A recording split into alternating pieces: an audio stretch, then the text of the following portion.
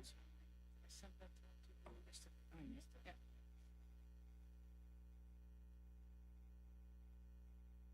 Oh, no.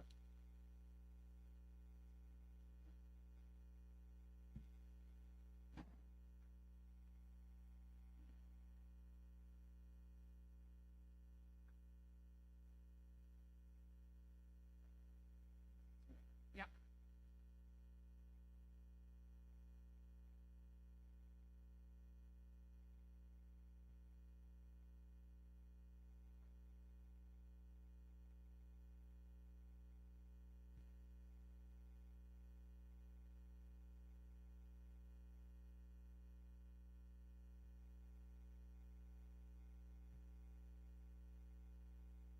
Ah, yeah, we need to share the screen.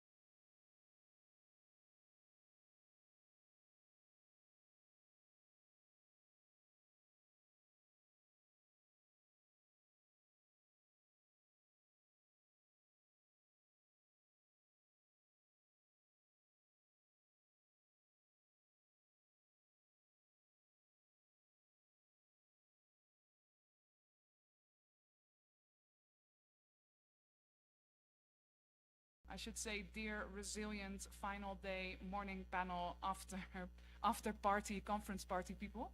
I am happy that you made it, and I very warmly welcome you to our panel dedicated to the illicit trafficking of cultural objects. My name is Naomi Oosterman. I am an assistant professor of cultural heritage at Erasmus University Rotterdam in the Netherlands. This panel will be partially in English and in Spanish, so if you don't have a headphone, now is the time to get one. So why a panel on illicit trafficking at CIDOC and in Mexico? Well, for most of us, it is probably not that strange. Since approximately the 1960s, Latin American artifacts have been popular on international art markets. As such, specialized dealerships and auction sales were developed to meet consumer demand for these types of artifacts. However, market supply of this was and is problematic, as the majority of Latin American countries claim blanket ownership of all heritage items within their territory, some as early as the 1820s.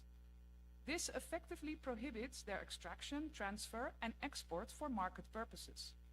So without a licit supply stream, dealers and consumers of especially pre-Hispanic Latin American art turned to material that is or was looted or stolen from its country of origin, smuggled to a market country, and sold via a series of opaque market practices that serve to shield its illicit origins.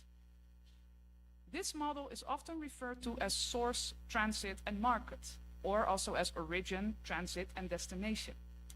Underpinning this transnational illicit movement of cultural objects is a colonial and imperial history where source countries are those countries that are archaeologically rich and fell victim to colonization. Latin America, of course, as a region that was and is particularly rich in archaeological heritage and was particularly plundered, as the headdress or mantle pictured here, attributed to Moctezuma, is but one example. The market or destination site of illicit trafficking is located in predominantly European and North American art markets and private dealers, who are the consumers of these artifacts. The resulting ancient and historic Latin American art market is therefore saturated with over 6 decades worth of illicit material, the documentation, identification, and recovery of which is an ongoing challenge. You can imagine it is incredibly problematic to police, prevent, and fight the illicit trafficking of cultural heritage, also in contemporary times, but repatriation or the return of cultural artifacts that have been trafficked even more so. For decades, Latin American countries have made claims for the repatriation of cultural heritage, but here get lost in a web of legislation, unwillingness, post-colonial discourses, and differing motives. Now, exactly along these lines, we are going to structure our panel today. So as you can see, we are following the origin transit market model and add on to that repatriations and tools used to fight the illicit trafficking of cultural objects. First, Maria Luz Endere, Professor of Law and Cultural Heritage Management of the National University of the Center of Buenos Aires in Argentina, that's a mouthful, will start us off with a presentation about the action of huaqueo, if I pronounce it correctly, and huaqueros, so looting and looters. She will discuss this from a legal and historical framework, providing examples from the Argentine context. For transit, Marcelo Daniel Elaibe, Superintendent of the Federal Police of Argentina, will discuss tools used in the prevention and enforcement of the trafficking of cultural heritage in the Argentinian and broader Latin American region. Next up, I will speak about the European art market for antiquities and antiquities dealers' perspectives on the buying and selling of cultural heritage. WESAM Mohammed, next to me, consultant manager at PwC and PhD candidate at Aarhus University, will then talk about repatriation in the context of post-colonial cultures with a particular emphasis on Egyptian cultural heritage. Last, but definitely not least, Sophie Delapierre, the head of the Heritage Protection Department of ECOM, will talk to us about tools used in the fight against illicit trafficking from the perspective of an international non-governmental organization. Now, after every two presentations, we will have time for a discussion and a short Q&A with the audience. So, frankly, without further ado, I want to give the floor to Maria Luz Endere, who is online with us, to start us off. Thank you very much.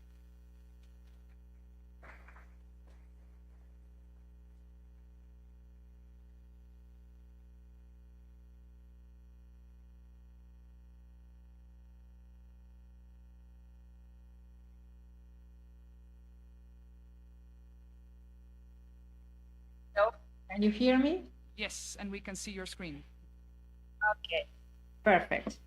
Good morning. Thank you, Naomi, and hello to the rest of the people sharing the panel with us. Now,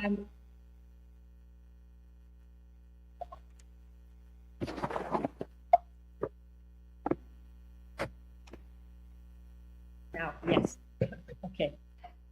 Well, as you have said before, South American countries are typically places of origin of cultural objects illegally exported, and archaeological heritage is especially at risk because it is difficult to prevent clandestine excavation.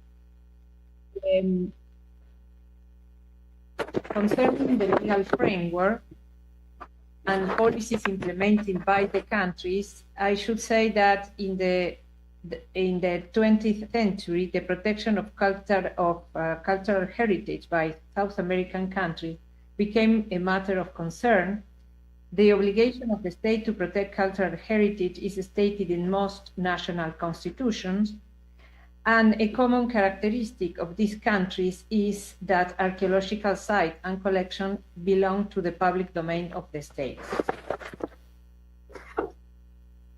Most countries have ratified the International Convention concerning the illegal traffic of cultural objects, such as the 1970 UNESCO Convention, the UNIDROIT Convention, and San Salvador Convention, among others.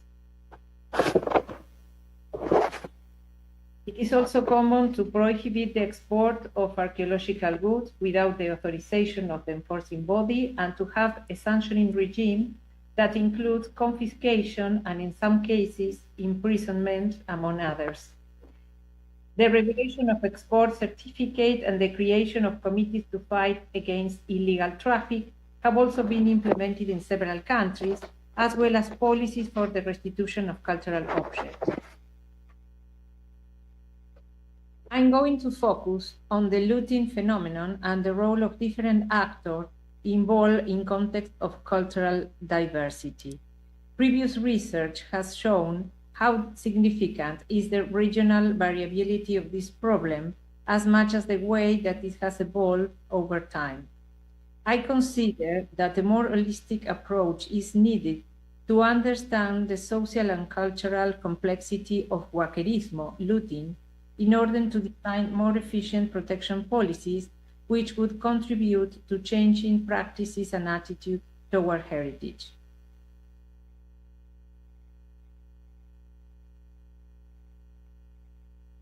Probably one of the biggest problems lies in Argentina's vast territory, in which plenty of archaeological sites are to be found, and the difficulty of patrolling frontiers. Additionally, there are coordination problems between the national and provincial administration. However, there are other complex issues which call for an anthropological approach to analyze the social and cultural context in which this trading situation arises. In Argentina, intensive collection and trade started at the end of the 19th century. Individual institutional collectors carried out excavation, and the pieces were usually sent to top European and American museums, as well as to the newly created Argentine museums.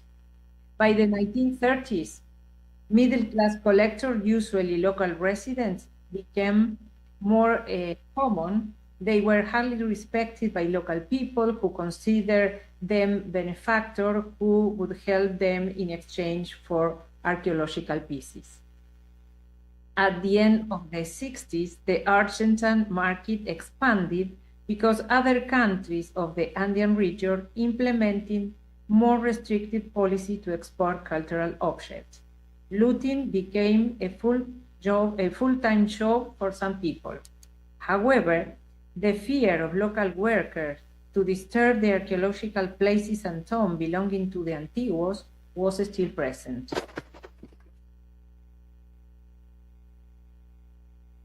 As a result of new social and legal context, traditional huaqueo tending to diminish by the beginning of the 21st century due to a number of reasons, such as the difficulty of obtaining valuable findings in nearby areas, the social program implemented by the government, the increasing demand for employment generated by mining activities in some regions, and recent legislation and policies implemented by national and provincial authorities, as well as security forces.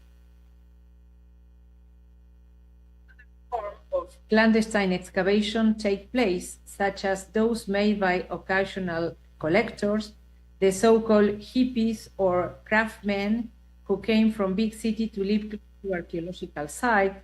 They make and sell replicas based on archaeological models, sometimes obtained from their own excavation.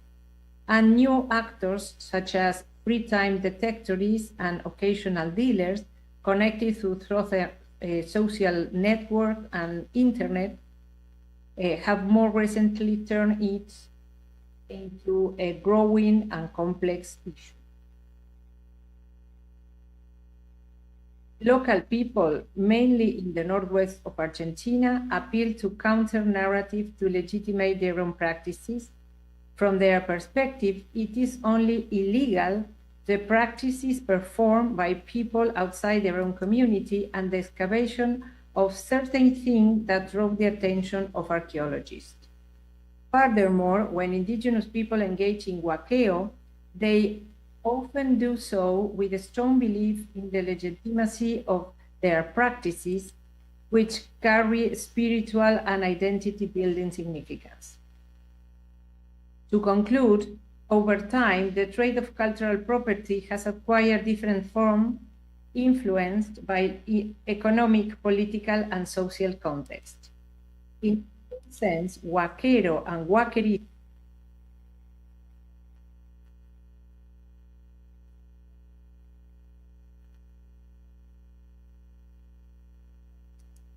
Disculpa, María Luz. Así que no sé. Yeah.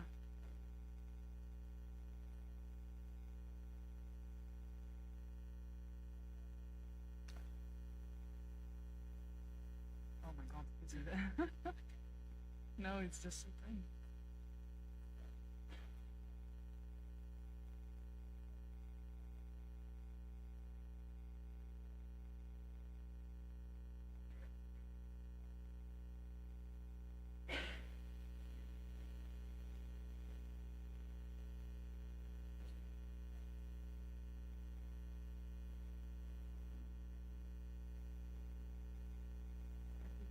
Yeah.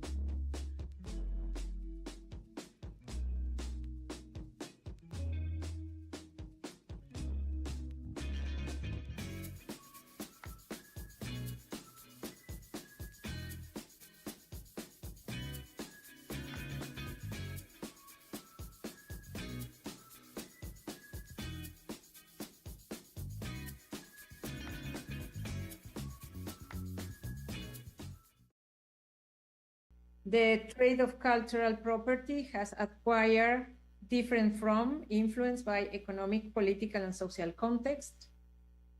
In its broad sense, huaquero and huaquerismo refers to a great diversity of people and practices of acquiring archaeological assets through illegal means, which links unequal socioeconomical context, ranging from the rural poor to the wealthy metropolitan collective.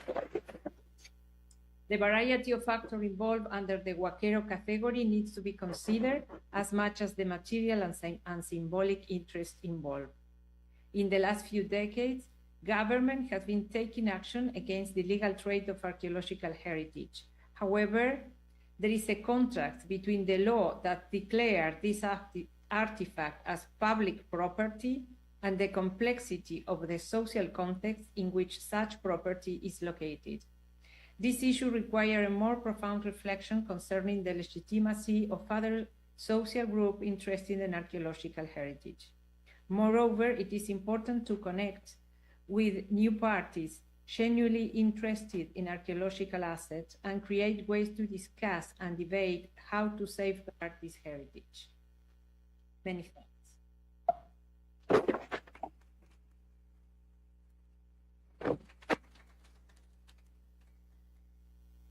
Muchas gracias, María Luz. Thank you very much. Marcelo, eres el siguiente. Bueno, muchas gracias. Buenas tardes. Vamos a hacer una breve presentación de el transporte, traslado de los bienes culturales a partir de la brillante exposición de María Luz. Vamos a continuar con esta carrera ilegal de los delincuentes que trafican bienes culturales.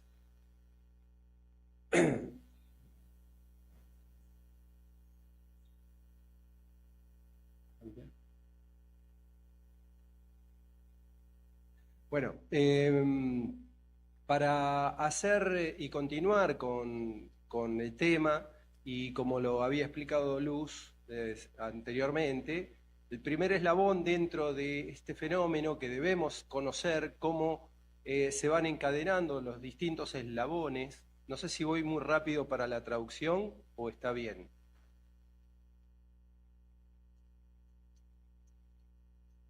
¿Es necesario que vaya más lento o está bien?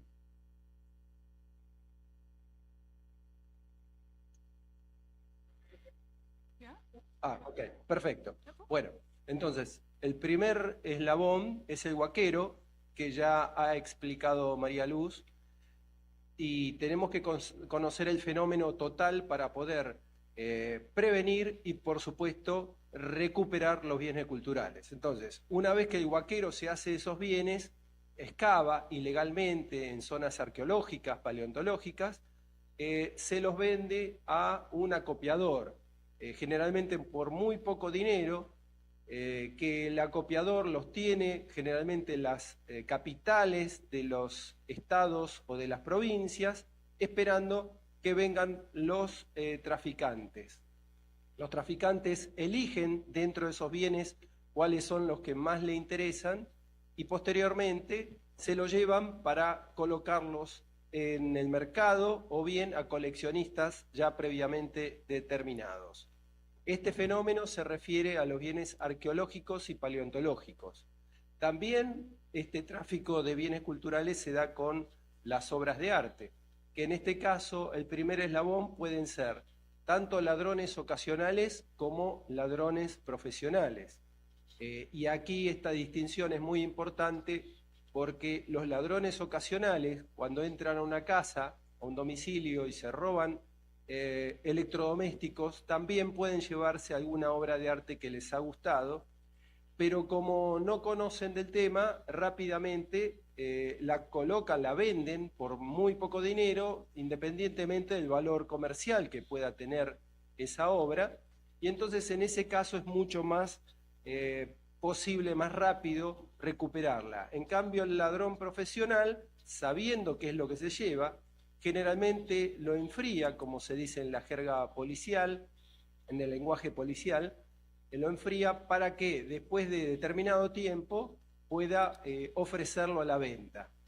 El segundo eslabón son los reducidores o profesionales deshonestos, sabiendo que los bienes son producto de un robo, pueden comprarlo, por supuesto, a mucho menor precio y también vendérselo a compradores, que estos también hay de dos tipos, compradores de buena fe o de mala fe. Los compradores de buena fe son aquellos que no saben la procedencia ilegal y los de mala fe sí perfectamente saben. Hoy tenemos la Convención de UNIDROIT que se refiere específicamente a los compradores de mala fe y que para ello hay que, si uno puede ser considerado de buena fe, primero tiene que haberlo comprado por un precio de mercado, haberlo comprado en algún lugar donde habitualmente se vendan esos bienes y por supuesto y principalmente consultar una base de datos relativamente accesible. Y sobre esto vamos a volver más adelante porque hoy tenemos las bases de datos accesibles para todos. Respecto a los falsificadores es lo mismo. El primer eslabón son los creadores de la falsificación, después los distribuidores, que pueden saber perfectamente que está hablando de falsificaciones, y el tercer eslabón son los compradores, que pueden ser de buena o mala fe. En cuanto a esas herramientas y la base de datos que me he referido recientemente, nosotros en la Argentina tenemos desde el año 2002 una base de datos absolutamente pública en la cual cualquier persona puede ingresar a través de Internet y verificar alguna serie de cuestiones. Por ejemplo, está la legislación argentina, las instrucciones en el caso de robo, cuando alguna persona es damnificada de un robo, puede ver cuáles son los pasos a seguir para hacer la denuncia, imprimir los formularios o llenarlos remotamente, formularios Object ID, los cuales van a ser necesarios para pedir el secuestro de estas obras. Hay una lista de obras recuperadas y los casos significativos o los casos, digamos, que son es la base de datos propiamente dicha. Esa base de datos donde hoy tenemos más de 5.000 pedidos de secuestro activos, hay distintos motores de búsqueda, ya sea por el autor, por la categoría, la denominación, la técnica y tipo de obra. Pero nosotros usamos generalmente el autor porque tanto los falsificadores o los ladrones justamente no quieren modificar el nombre del autor porque es lo que hace valer a la obra en sí. Entonces, pueden cambiar la denominación, pueden ofrecerlo por una técnica distinta, pero el autor generalmente no se modifica, entonces recomendamos usar este motor de búsqueda. Para hacer la denuncia es necesario hacer la denuncia en Interpol es necesario tener 3 elementos. Uno es la denuncia policial propiamente dicha. Cuando se produce un robo, el damnificado tiene que concurrir a la comisaría y hacer la denuncia. La segunda es una fotografía, es necesario tener una imagen porque sin esa imagen es imposible para funcionarios de frontera o de la aduana identificar solamente una obra a través de una descripción. Y por supuesto un formulario, el formulario que nosotros usamos, el Object ID, donde establece las características y la descripción de esa obra. Con estos 3 elementos nosotros cargamos en la base de datos nacional y por supuesto replicamos esa información a nivel internacional.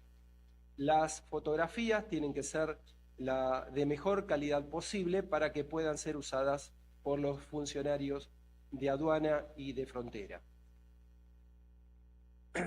La base de datos de Interpol, hoy proyecto SICE, que fue promovido por la Secretaría General, donde la Argentina ha participado desde el inicio aportando ideas y probando también el sistema.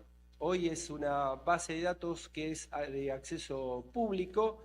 Hasta el 2009 era de carácter reservado, pero hoy se puede, cualquier persona lo puede usar a través de un teléfono móvil. Hay 25 categorías de objetos clasificados. Hay 134 países que han aportado información, 52.000 obras de arte cargadas en la base de datos y 165.890 más o menos consultas en el año 2020. La cantidad de consultas es bastante importante y hoy tenemos muchísimas más porque a través de la aplicación en los teléfonos móviles se puede hacer la consulta por cada ciudadano. Hoy se puede bajar a través del App Store o Google Play, se puede bajar a sus propios teléfonos, sacarle una fotografía con el mismo teléfono y en cuestión de segundos tendrá la respuesta de la Secretaría General si esa obra de arte tiene pedido de secuestro o no. Por supuesto, esto es automático, no es que hay una persona atrás para responder estos mensajes, pero es una herramienta muy, muy importante para evitar el tráfico, que nosotros acá nos estamos centrando solamente en el tráfico. En la Argentina, en los 20 años que hemos cumplido recientemente de la creación de este servicio, hemos recuperado 30.200 bienes culturales y hemos devuelto a otros países 4.800. Esto nos demuestra que aparte de la Argentina tener una gran frontera que es muchas veces muy difícil de controlar por la extensión, sí es importante que todos los países del mundo sean propensos a devolver los bienes culturales que no le pertenecen o que se están ofreciendo en el mercado sin la correspondiente documentación. Una herramienta fundamental para evitar el tráfico es no solamente que no haya oferta, sino también que no haya demanda. Por eso es necesario que los países centrales, principalmente europeos y de Estados Unidos, no adquieran estos bienes y pongan límites y controles a los bienes que circulan en el mercado nacional. Otro elemento fundamental para evitar el tráfico son los cursos, la sensibilización que hacemos no solamente a los policías o fuerzas de seguridad nacionales y provinciales, sino también a la sociedad a través de distintos cursos. Hoy con la UNESCO estamos dando un curso de carácter internacional y bilingüe para que puedan tener acceso todas aquellas personas que quieran hacerlo. Algunos casos, por ejemplo, y volviendo al tema del tráfico y traslado de estos bienes culturales, fíjense que los robos se producen en un país, se trasladan a otro y después terminan vendiéndose en un tercero. En este caso, un robo efectuado en 1983, la obra pictórica apareció en el 2018, fue robado en Santa Fe y se ofrecía $1 millón en la República Oriental del Uruguay, y que hemos identificado nosotros a los autores, pedimos la colaboración de nuestros colegas uruguayos y por supuesto lo detuvieron y recuperamos la obra de Esteban Murillo, que había sido robada hacía muchísimos años. Estas son vistas fotográficas del momento de la detención de los delincuentes. Eran narcotraficantes que por supuesto se dedicaban también a colocar, porque se ve que le habían pagado el narcotráfico con una obra de arte, entonces ahora lo querían revender. Aquí está la obra cuando estaba todavía en Uruguay, y aquí está la pericia donde se determinó que justamente esa obra era la que se había robado desde la provincia de Santa Fe. Hoy ya está exhibido nuevamente en el Museo en Rosario. Otro caso para contar y sencillamente es de robo de monedas del Museo Histórico Nacional, donde empleados mediante el sistema de robo hormiga se robaron muchas monedas, de las cuales pudimos, esta es la vista del Museo Histórico Nacional, de este museo se robaron más de 1000 monedas y pudimos recuperar 600. Aquí están las fotos de los acusados, que los pudimos detener después de una investigación que pudimos hacer y juntamente con la colaboración de personal idóneo que nos pudo identificar las monedas que correspondían al museo. Aquí están las monedas en exhibición y esta es una vista fotográfica general con el jefe de la Policía Federal Argentina también presentando al equipo que en ese momento trabajó para la recuperación y, por supuesto, devolución de los bienes culturales. María Luz hablaba de las personas que buscan en el campo distintos elementos con detectores de metales, se les llaman detectoristas. Aquí pudimos detener a algunas personas que hacían esta búsqueda. Por supuesto, para todos los países latinoamericanos, los bienes culturales arqueológicos son propiedad del Estado y no se pueden vender, comprar ni trasladar sin autorización del Estado. Entonces, en este caso, esta persona saqueaba lugares y después los vendía al exterior.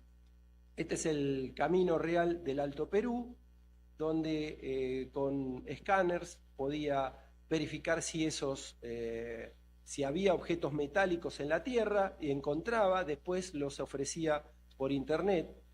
Este es el camino real, fíjense que baja desde Perú hasta Buenos Aires, y en la provincia de Córdoba es donde hacían estas excavaciones ilegales. El detector de metales, lo vemos en la primera imagen y en la segunda, en la parte superior a la derecha, y distintos objetos que hemos recuperado. Las libretas con las anotaciones, teléfonos de personas que le compraban los bienes culturales. Y por último, el último caso que voy a mencionar, es un trabajo que hicimos en conjunto con la Brigada de Patrimonio Histórico de la Policía de España. Estos son objetos paleontológicos, 5.800 piezas estaban en España, después las pudimos repatriar. Se hicieron varias conferencias por internet con nuestros colegas. Fíjense que en ese momento usábamos el barbijo obligatorio porque estábamos en plena pandemia, igual no dejamos de trabajar, y posteriormente, ya después de la pericia, volvieron a la Argentina y hoy se está trabajando con ellos. Bueno, esto es brevemente lo que quería mencionar respecto al tráfico. Muchas gracias.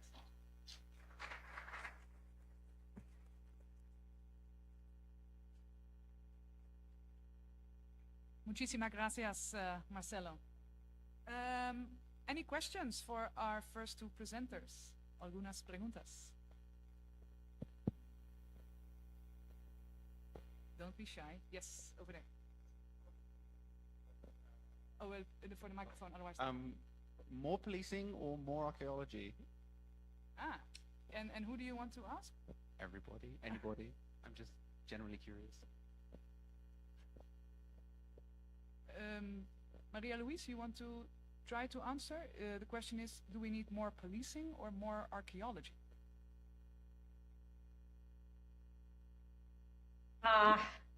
It's a good question. I think that the key thing is probably more policies and more dialogue between actors. And the one problem, at least in Argentina, we are the main people involved in illicit traffic in Buenos Aires City, but it's a huge country, and the looting is happening in the provinces, in huge territories, and the authorities are not so aware of the problems, or the police forces are not so trained, and there is no archaeology around. So I think the problem, this is the main issue. And the person involved with antiquities are sometimes this person who is a little bit looter, a little bit dealer, and he is the person who knew a lot, who knows a lot about archaeological heritage, according to the local people.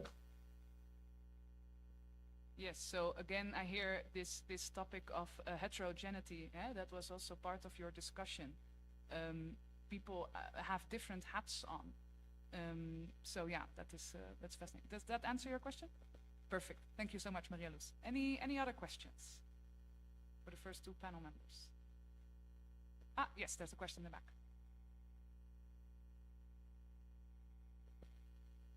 Hi, hello. That might be maybe the next presentation, I'm not sure, but do you know what are the roads of the object being looted in South America, and where they are going then after that? Are there specific roads? Okay. Specific countries they are going through? The question is, la pregunta es, las rutas de tráficos de objetos culturales. Marcelo, ¿sabes qué? ¿Cuáles las rutas normales o más común por objetos de Latinoamérica? Sí, generalmente Buenos Aires es una ciudad de donde sale mucho bienes culturales provenientes de otros países de Sudamérica, principalmente de Perú y de Bolivia. Desde Buenos Aires se exporta a Europa, principalmente Francia, no así ahora España o Italia, porque son más, están más atentos a estas cuestiones y devuelven mucho más rápido. Francia tenemos algún problema con el tema de la fecha de ingreso, porque nos exigen probar fecha de ingreso a Europa de estos bienes culturales, arqueológicos principalmente, cosa que muchas veces es imposible. Entonces, la ruta sería países sudamericanos, principalmente en Buenos Aires, y de Buenos Aires, Europa. Muchísimas gracias. Yeah, answer your question? Did it answer your... Perfect, all right. Thank you. Okay, thank you so much to Maria Luz and to Marcelo. Muchísimas gracias. Continuamos con las otras ponencias. That's me, actually, now that I think about it. Yeah, I take full control. Of the market side, I am going to share screen.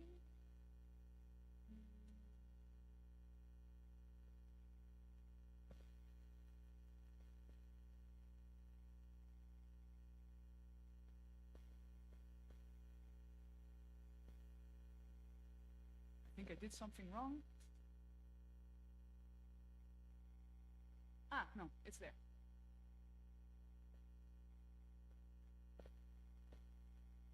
Does it? I think it should be working now, right? And it's shared.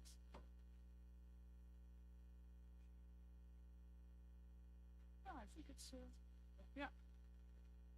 Yeah. I am totally, yeah, this is me. My time to shine. Okay, thank you all very much. It is now my turn to tell you something about the market side of things.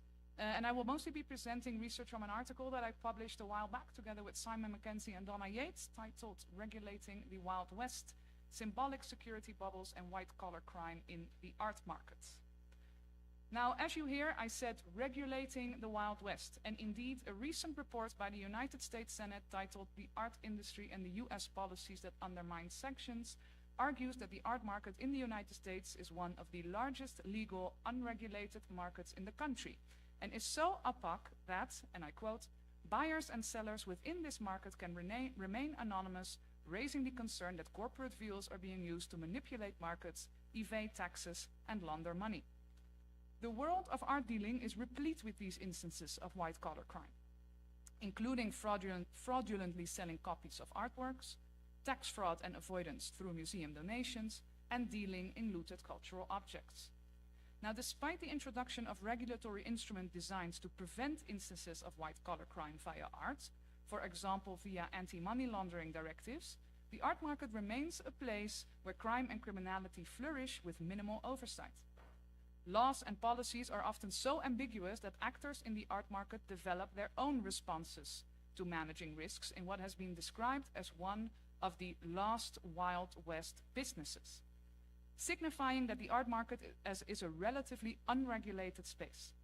One such element that we have seen in our research is the creation of self-regulatory symbolic security bubbles, in which socially embedded, self-interested collaborations and agreements arise between actors to manage risk and take control of the security infrastructure that is lacking in this unregulated space. Authors have referred to these unregulated but access-controlled fields in geographical security bubbles as postmodern noir scenarios, in which powerful upper classes are incorporated and trusted, but those in lower classes are confined to what is called urban ghettos. We see parallels here in our research between this insider-outsider view of geographical security bubbles and our observations in our research of symbolic security bubbles. Art dealers within their symbolic security bubbles have the power to control and exclude those actors who are considered insufficiently trustworthy. The perception within the symbolic security bubble is that outside the safety of that bubble, risky transactions may result in mistakes of judgments and trading losses. The result is, at least in the imaginary, significantly better protection on the inside of the bubble than on the outside. So actors within these bubbles, and this could be art dealers for example, prefer to rely on complex webs of insider networks, reciprocal linkages, and good faith practices rather than on external surveillance. This may sound like an exemplary case of self-policing, so a private market-based response to security that manages risks as no cost to the state, so moving from public and external intervention into the private market. But of course there is a downside to this. The key governance challenge here is that these trust networks develop into privacy networks, which devolve over time into secrecy networks, where white-collar crime routines can remain hidden from regulatory scrutiny while being well understood and routinely practiced by those participants on the inside. So these secrecy networks may then protect participants from harm, as they were initially intended, but they also shield participants from the involvement of external regulatory, such as the watchdog. The increased state-centered government post-modern, together with the gradual replacement of traditional public by private agencies, the role of the public art market becomes.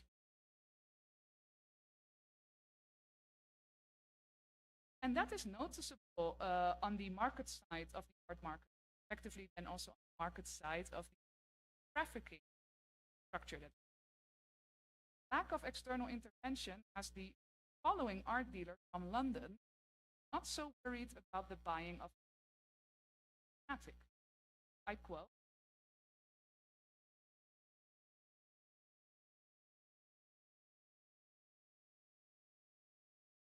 like the thing.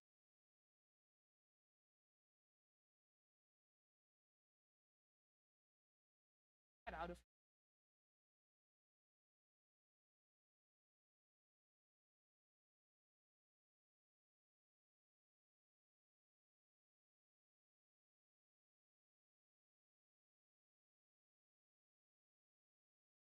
quite so. So what this means, what he actually says here is when he says if stolen you problem, that's legal ramification, or should be stolen, or he will most likely not be prosecuted. It was safe, and most likely will be reversed by that he. So there is a bubble. They have created trust. I think that might be problematic. That I can't be prosecuted by it. Then a dealer in New York showed us that security are also used to drive out rotten apples. I am not. The entire market is a problem, but at the same time, it gives also a price of. He says there are dealers, no doubt, are very active in our rotten apple barrel.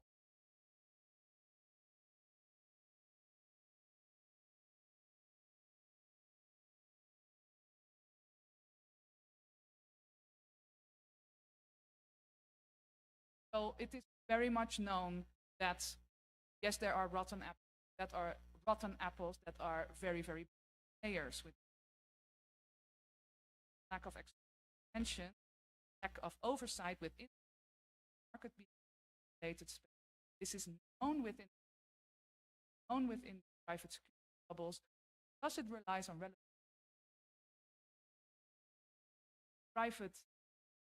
privatization.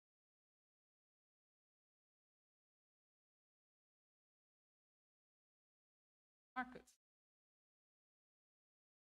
So within the global illicit trafficking network, at the market side, we can art trade Wild West market, at least to draw attention to extraordinary light touch structure, where other consumer markets are regulated by quasi-government ombudsman or other types of regulate, sometimes powers, hardly any art market. When I say art market,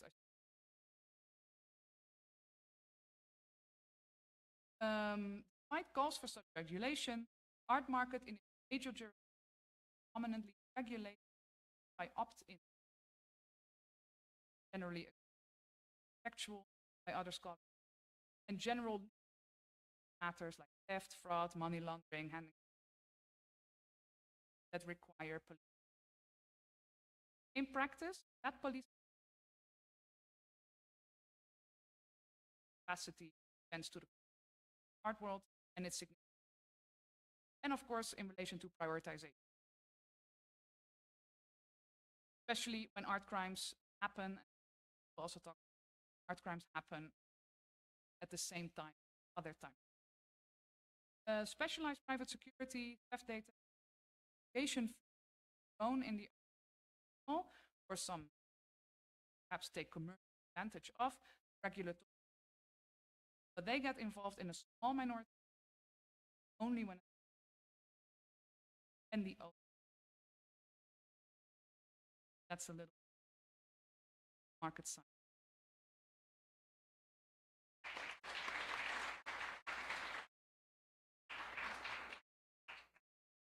And have another Mohammed. That in the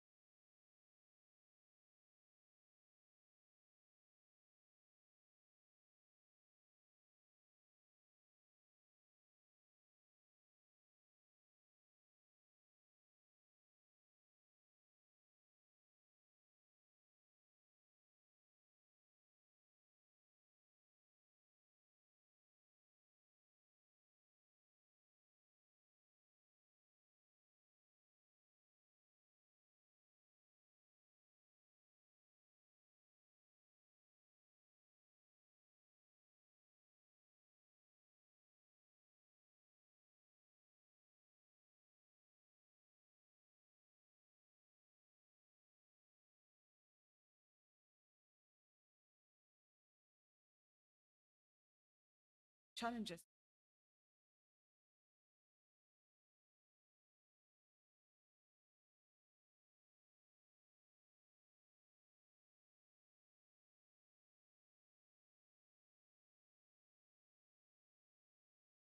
That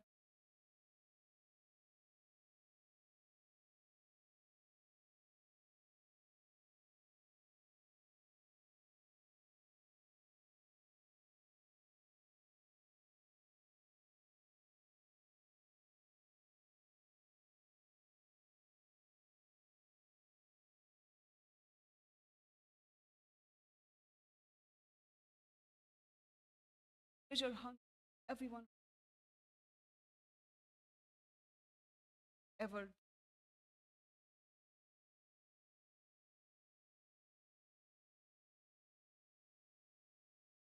goes any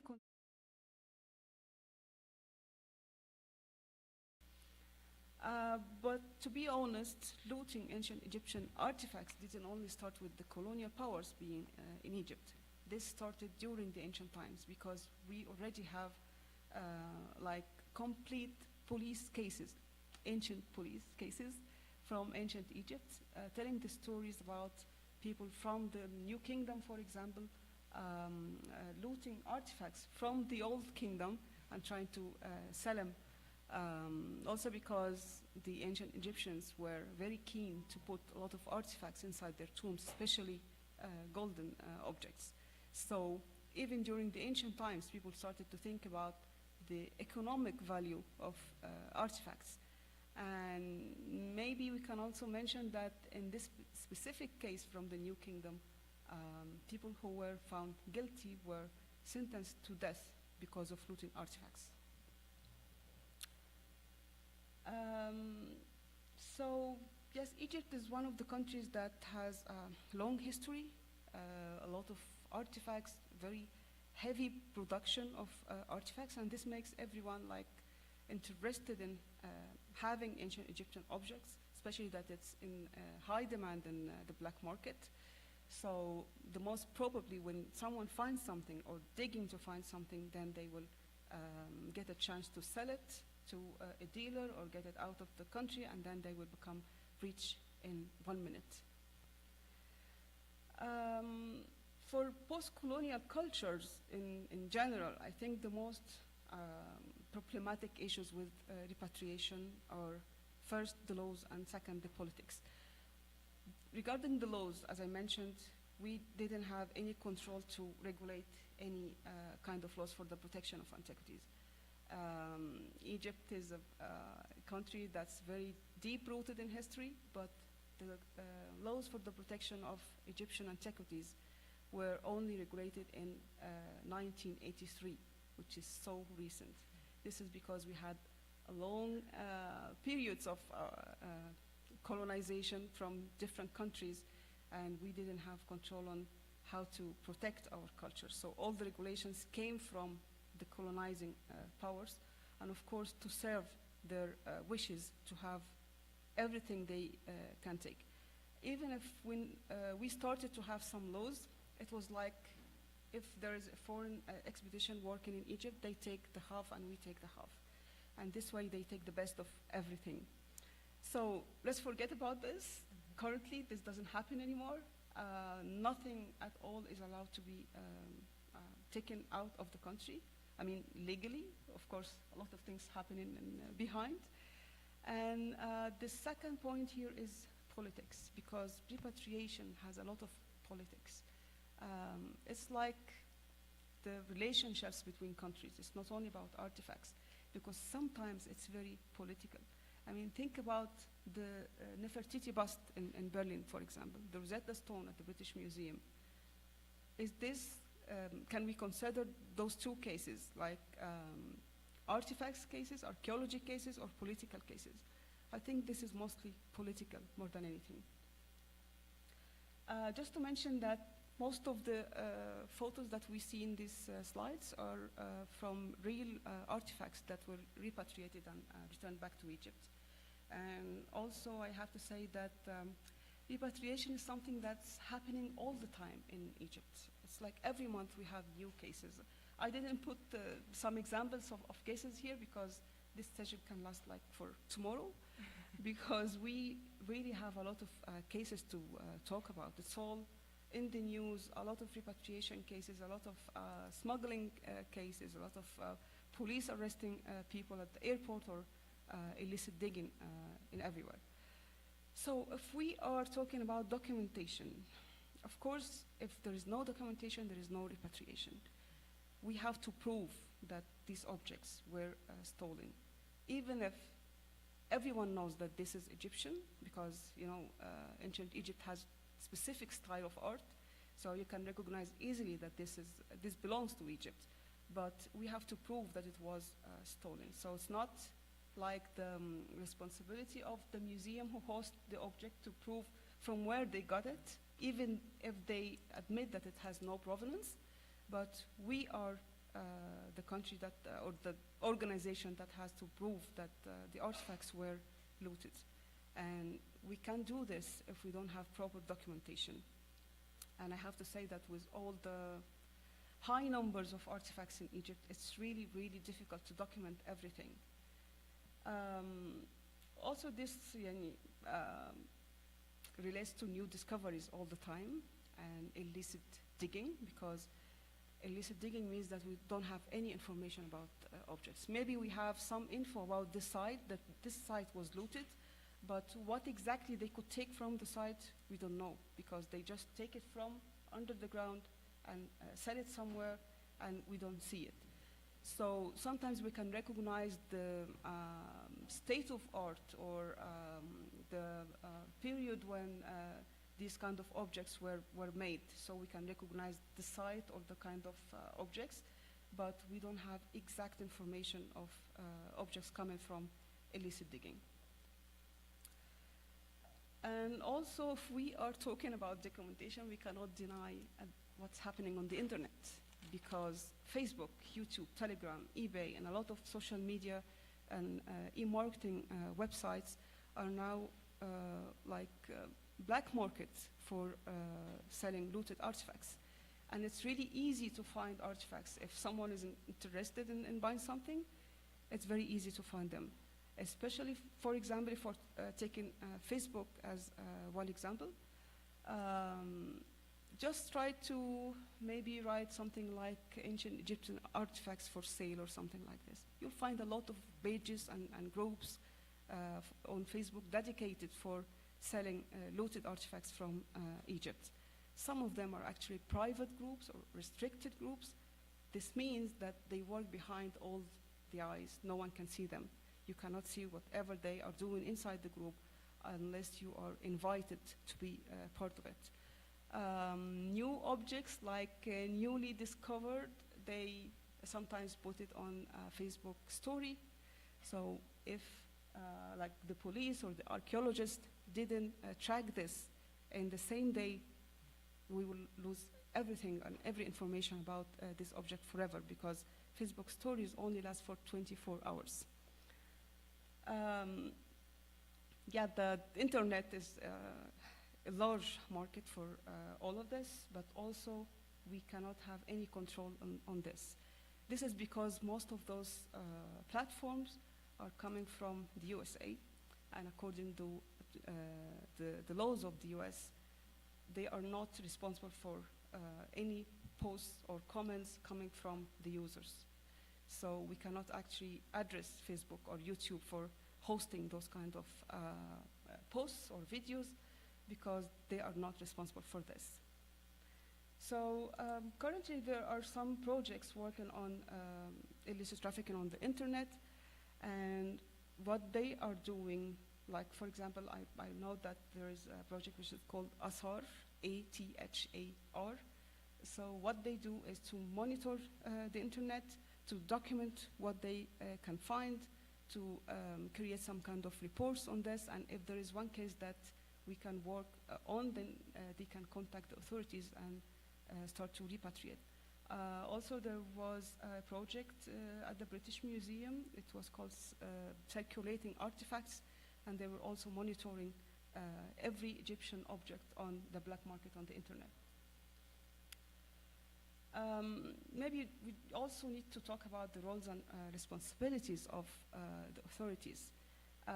Yes, we all know that there are some international agreements like the UNESCO Convention 1970, but in real cases, those kind of agreements or conventions are treated like supported documents.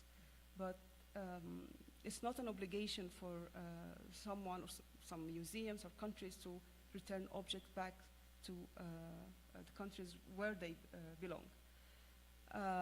Also internally, let's say in Egypt we have a dedicated police for tourism and antiquities.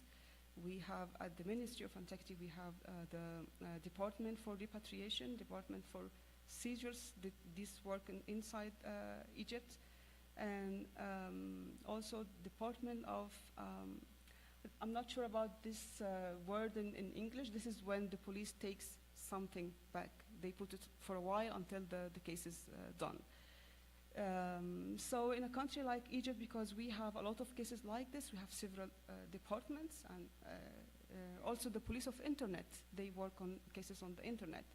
But for some other countries, I think maybe organizing the responsibilities inside the country is something very important, because we cannot only work on repatriation and we ignore what's happening inside. We have to control it from inside first. Of course, this kind of work needs capacity building, because there has to be a lot of specialities. I mean, people who are working with laws and regulations, archaeologists, documentalists. This is because working on repatriation is exactly like police cases for a crime. So you have to do a lot of investigations, and it's a long, long period until the crime is solved and you can get back the artifacts. Yes, of course, we also need technologies to do this, and the cooperation with other countries, other organizations. These are very important points in capacity building for repatriation. And the last thing I want to mention here is the very importance of connecting the people with antiquities, connecting the people with archaeology, connecting the people with cultural properties, because this is how they get the awareness about the case. This is how they protect their own heritage, because in most of the countries, the looters are locals, and they feel or appreciate the economic value of antiquities more than any other thing. And talking to those people and letting them feel other kind of values will be very important to stop the looting chain from inside before it goes outside. Also the connection with management, because I've seen in many cases that people don't really get connected or engaged to archaeology because they see that the management is not good enough. So one of the important things is that the management of antiquities or archaeology in every country start to work directly with the people, to tell them that we are working together on this. We are not like in separate islands. I think those are most of the challenges we face in repatriation, so thank you so much.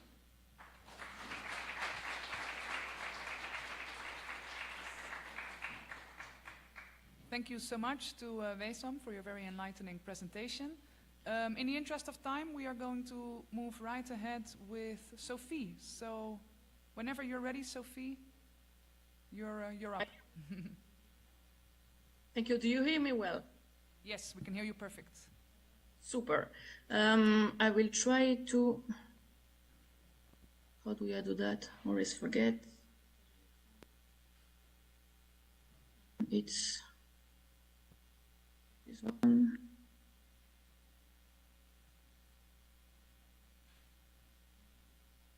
So you see my screen, right? I can see your screen, but not yet on the big screen. Okay. Yeah. So give us a sec.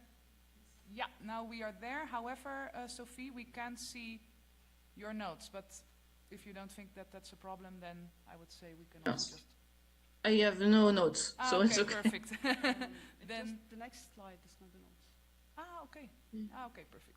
Okay, go ahead, Sophie. So sorry, I'm not. So thank you for the invitation to speak a few minutes, and also thank you also to the technician for helping me with this presentation. So in a few minutes, I have been requested to do this short presentation on the very specific thematic, which is the museum community and particularly ICOM's role in fighting the illicit trafficking of cultural goods, and that's what I will try to do. So the first question that I've been asked is why museum and one ICOM is working on this fight against illicit trafficking. And I remember earlier in the conversation, you spoke about people having different hats. It's exactly that for museums, because we have several hats. Contrary to our partner like UNESCO or Interpol, who have their own mandate, but us, we can be at the same time victim of theft. We can be also the expert next to the police, next to the customs, to advise them about, especially on the fake one, because illicit trafficking is also the problematic of fakes. And so we can be very reliable then, and very, very important for them to advise on an object under investigation. And also we acquire. So we are an actor on the circulation of objects, and specifically on this question, it is very important to know that even now this question is quite high on political agenda. For ICOM members, it's a problematic that have been raised at the very first General Assembly of the organization in 1947. It seems strange and it seems archiving or historic things. But for me, it's an important slide because it shows that for the very beginning, this organization saw that this question of illegal excavation and exploitation was a problem for museum world. And so since then, it's not the point today to do all the how ICOM has dealt with this topic and the instrument they have dealt from the beginning, and also the code of ethics, etc. So I will just give you a glimpse of the tools that have been developed, and then of course you can dig if you are interested.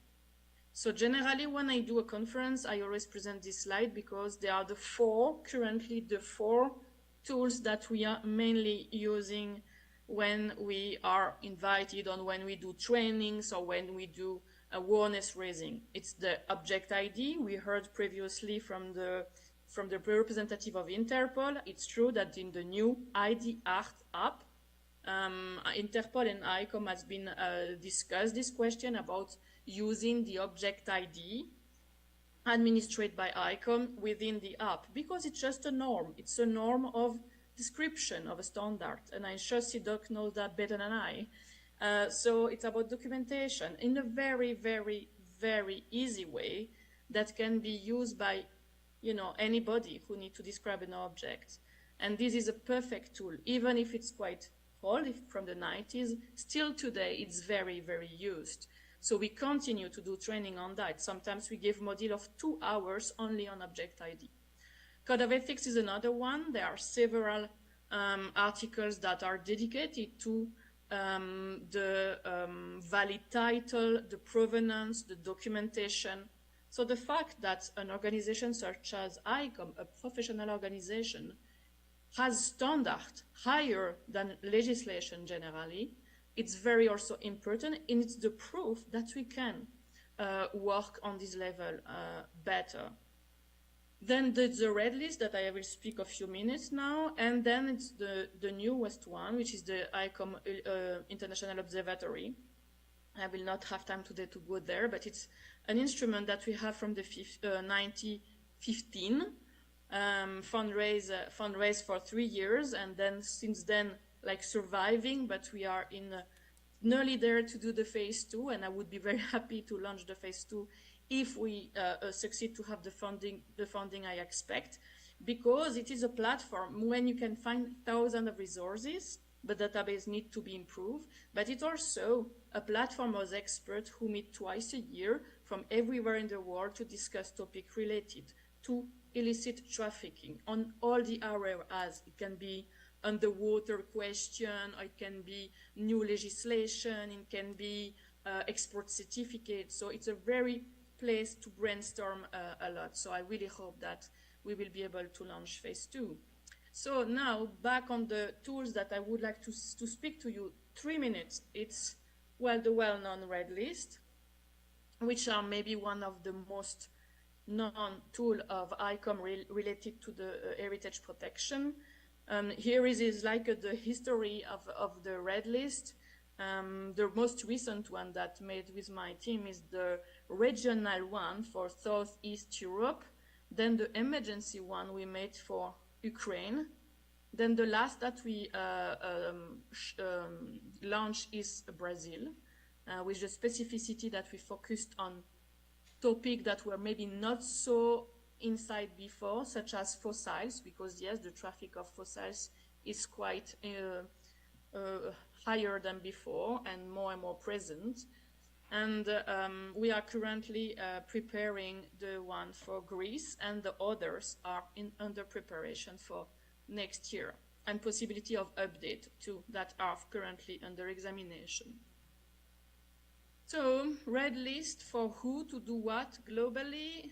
Well, they are made of, we'll explain a little bit later, it's where there are sometimes a misunderstanding. They are not stolen objects, but objects that with a group of persons, generally museum people, have been designated like very vulnerable. And why we do that? Because, well, I could do in history, but it's too long, but the fact that we say we have databases, that's fantastic for police for sure, but to be in a database, it means that the object have been seen stolen, and it's the object have been inventory and photographed.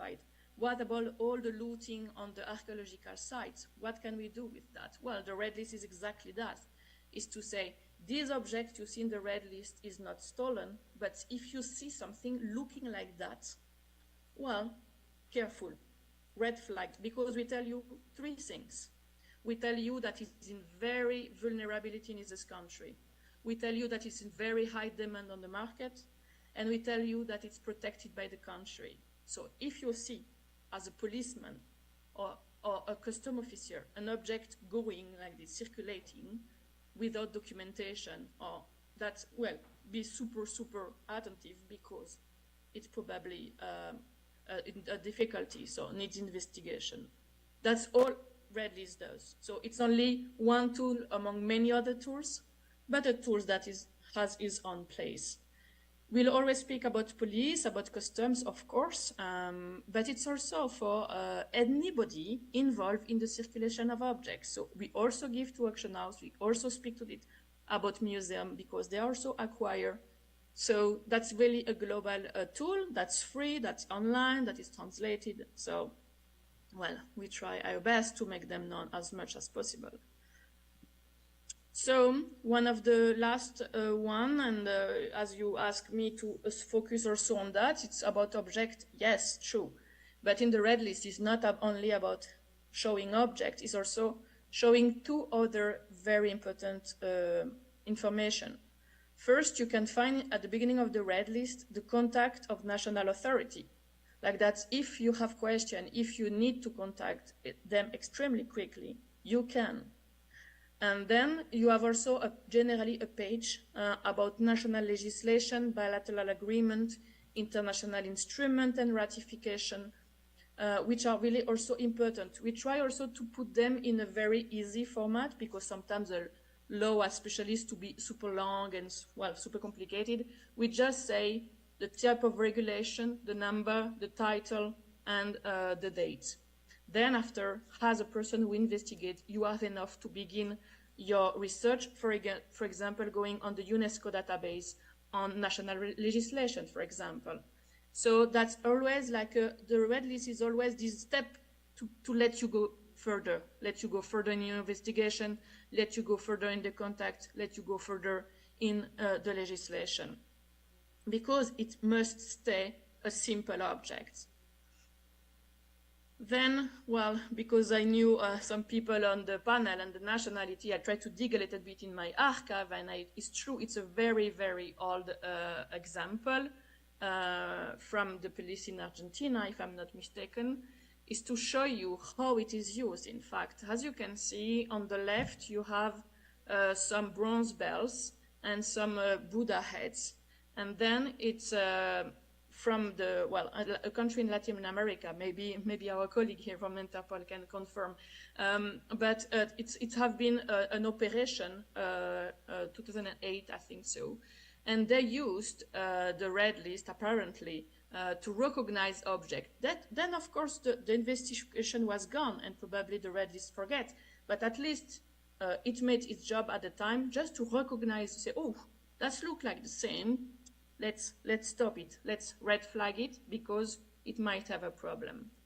So just to show how it can work, I have a more recent example of this kind of use, but I wanted especially to take this one to make me a little bit relevant because of the country involved. And that was with the red list of China. And then, well, I just spoke about Interpol, so it's only fair that we say that I come on the fight against illicit traffic at international level, because of course there is a fight at national level, and that is very important, that may be the most important.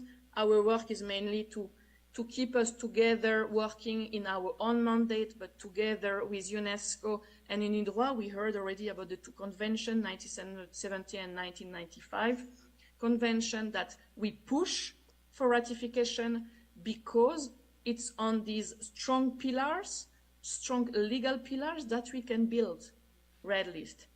I just say an example. Imagine that an object has been seized, the people investigate, and then it's time for restitution. It's really, really complicated when you don't have legal basis to restitute. So all our work is for nothing. We need strong, strong legislation. And we heard the Professor ENDERE speaking about legislation. That's the main point. And for us, we can do operational tools, but they have to find roots in legislation.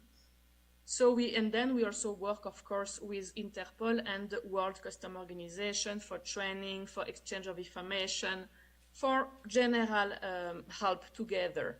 And voila, and of course also ministries, universities, other NGOs, etc. But those are our main international partners. And then there is a moment, of course, where there are tools that ICOM can do at international level, and we do. We do trainings. We do, for example, currently we are doing trainings in Burkina Faso, Mali. We just finished Côte d'Ivoire.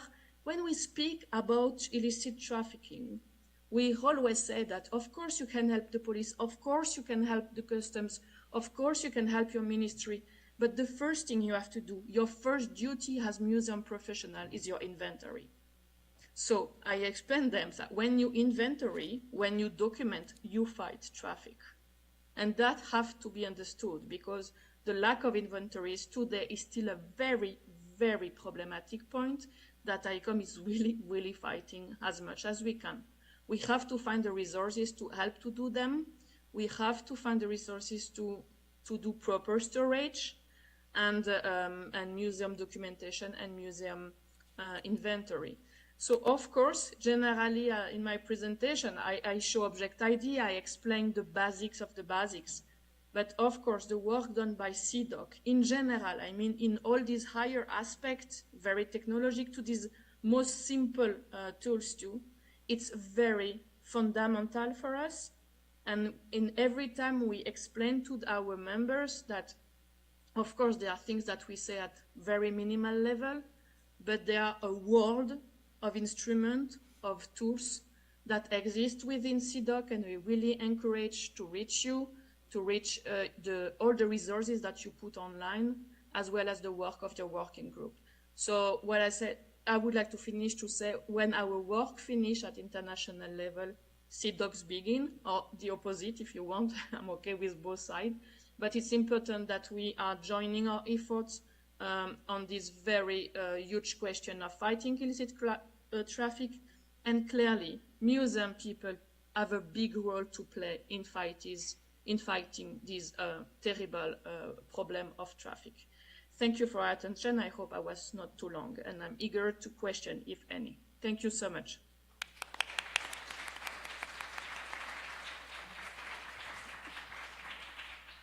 Thank you so much, Sophie. I think your presentation also brought really nicely together all the different aspects that we already heard this morning. So that was really, really great to see how e-com is also present in every part of the trafficking chain almost. We have some time for questions. Please don't be shy. You can ask them to any of the panel members. We're all open for you now. Yeah. And with a few minutes, I mean 3. But we have some time for questions.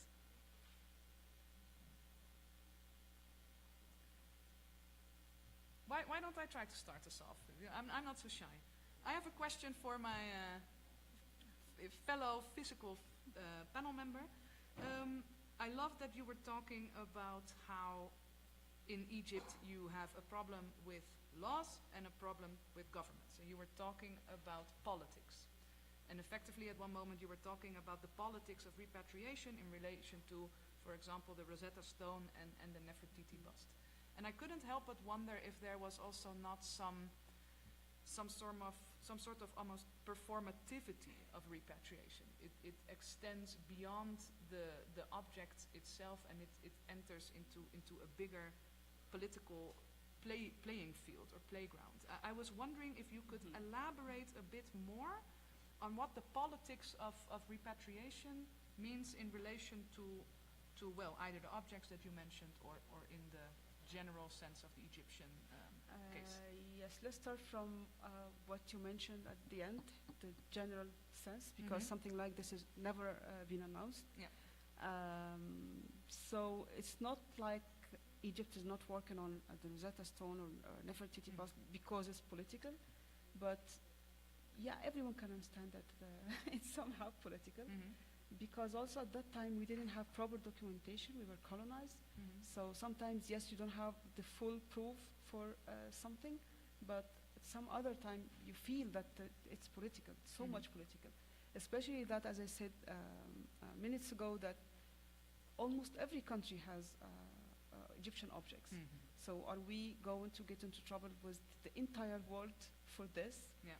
So sometimes when it's you have the evidence and you have the means and you have the tools to repatriate, it goes very smoothly. For example, if I'm saying that maybe the Rosetta Stone is political somehow, does it mean that we don't repatriate objects from the UK? Of course, it happens all the time. And also in many times, museums and even private institutions, they contact Egypt and they tell them that we find something in our storerooms and we think that we don't have proof that we have the right to keep it, so you can get it back. So I can say that political affairs in these matters are not announced, but you can feel it in the air. Yeah, no, that's why I was asking. That's thank you so much. Any other question from the audience?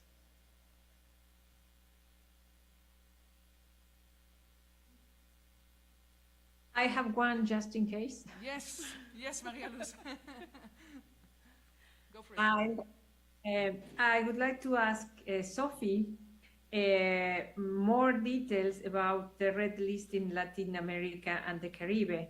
Is there any current or near future agenda you are working with these countries in right now or in the near future? Yes, thank you for the question. We have already a few by heart. I don't know all of them, but we have Central America and Mexico. We have Peru. We just met Brazil. I hope I don't forget one because they will not forgive me.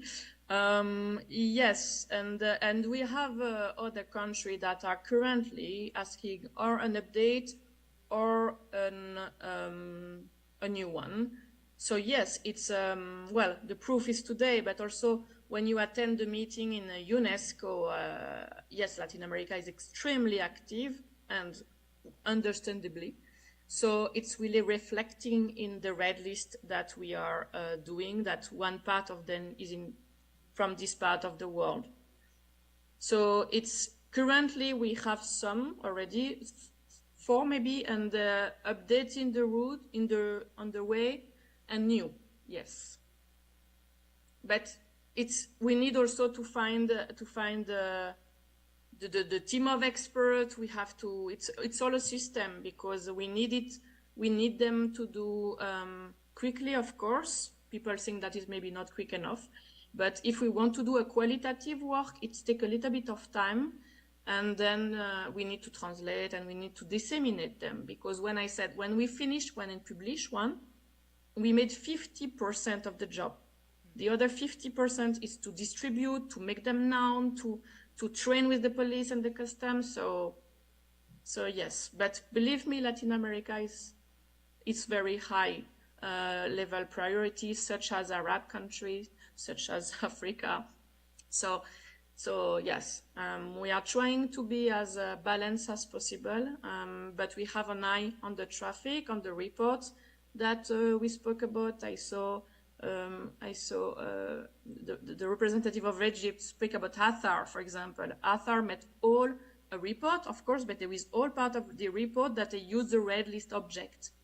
So you see that it's kind of everywhere tool that people use in their own practical aspect, which is perfect. But to arrive to do such tool, we need to be very, very careful. And we have one of Egypt. I'm sorry, I should have put the one for Egypt too.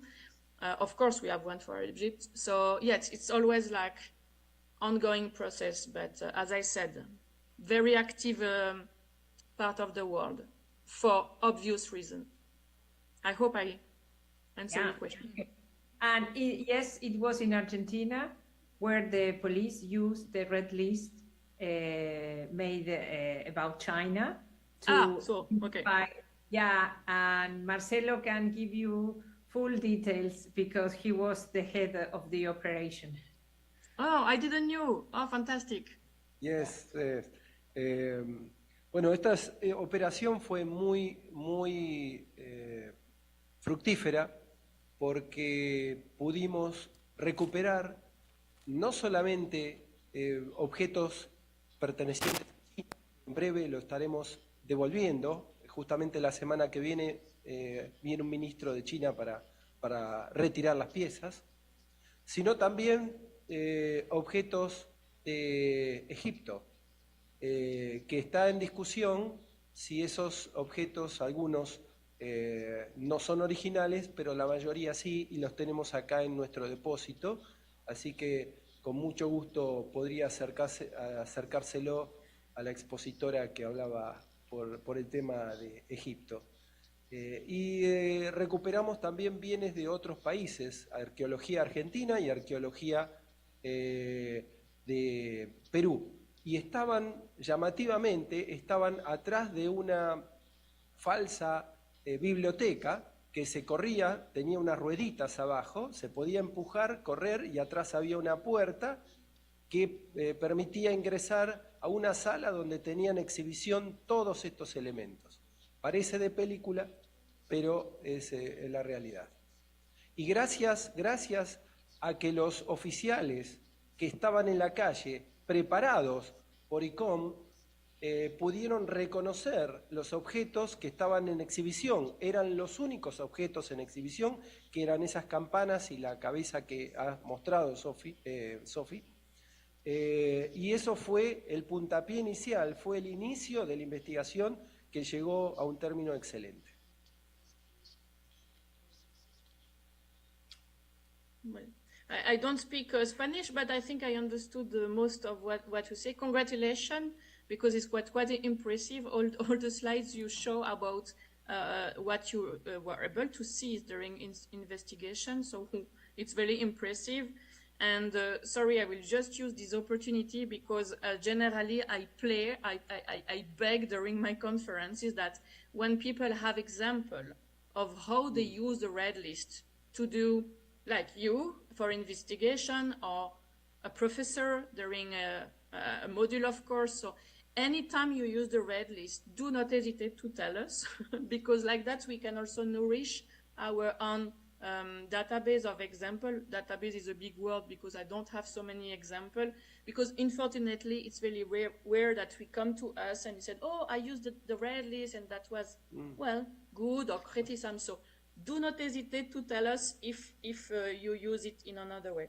And I was checking in the same time, of course, I forgot one. We also have one for Colombia. Like that, I name all for America. Sorry for that. Thank you.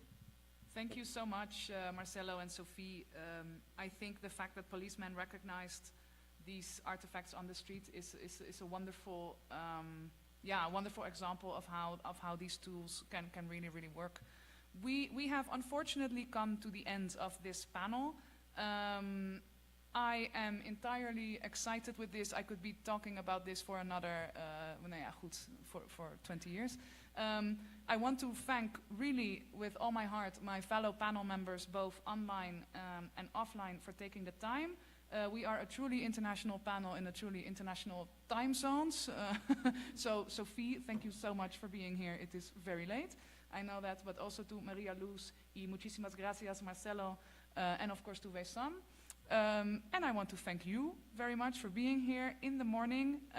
I wish you a very best rest of the conference, and if you have any questions for us individually, or if you want to email, I'm now speaking for every one of us, please feel free to reach out via email or tap us on the shoulder here. All right, thank you very much and have a lovely time. Thank you.